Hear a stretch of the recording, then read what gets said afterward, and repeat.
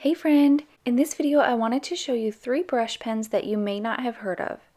Now you may have, especially if you follow me on Instagram, but in general these are brush pens that I don't see as commonly used by lettering artists, but they are ones that I think are worth mentioning and worth a demonstration. The first one that I'm showing you is the Marvi Uchida Le Pen Flex.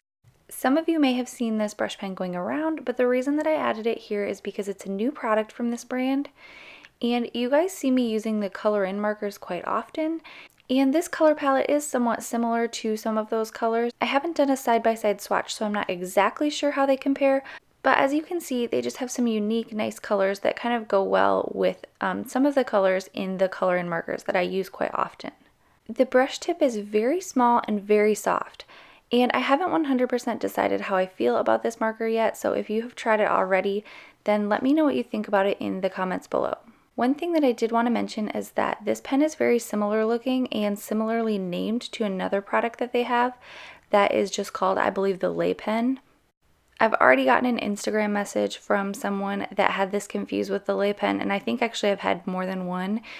So if you want to purchase these, make sure that what you're buying has the word flex somewhere on it. The Le Pen is their fine liner, and the body and the colors look very similar to this one, so I just wanted to mention that so no one accidentally purchased the wrong product. The next product that you may not have heard of is this Sharpie brush pen. And Sharpie has a few different pens that are or can be used for brush lettering. You guys have probably seen me use the Sharpie Stained quite a bit for hand lettering, but those are actually a fabric marker that I just happen to really love for hand lettering. They also have a really large chunky brush pen that some people love for hand lettering.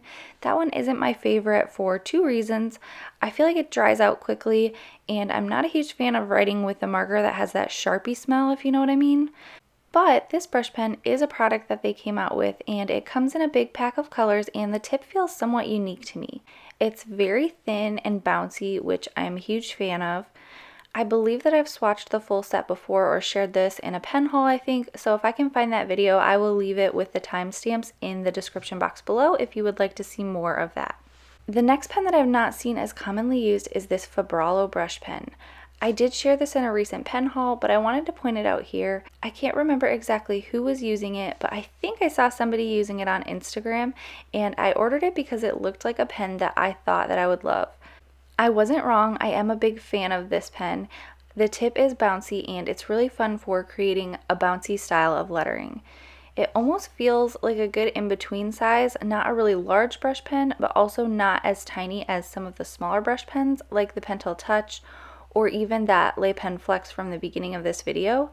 I have even used this pen in a video before where I was using more fude-sized pens, and I used this on a worksheet set that I also use some really small brush pens, so I can leave a link for that below if you'd kind of like to see how it compares to some really small brush pens. But in general, I just feel like it's that good in-between size where you can kind of write small, or you could use it to write larger if you want as well. So if you're curious to see a full review on any of these brush pens, let me know below. Thank you so much for watching. Be sure to subscribe if you are not already and you would like to see more videos like this, and I will see you in my next video. Bye!